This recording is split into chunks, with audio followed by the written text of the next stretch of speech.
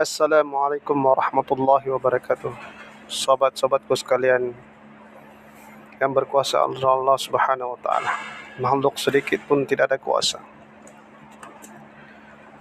yang menggerakkan sesuatu, yang membaringkan sesuatu, yang menghidupkan sesuatu, mematikan sesuatu adalah Allah Subhanahu wa taala.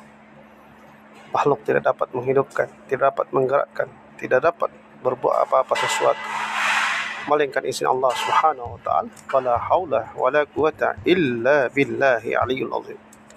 Jadi hari-hari kita kena bercakap, hari-hari kita kena biasakan mulut kita menyebut tentang kebesaran, kehebatan Allah Subhanahu wa taala, agar hakikat kalimah la ilaha illallah masuk dalam hati kita, masuk dalam jiwa-jiwa kita, masuk dalam setiap celah-celah tubuh kita.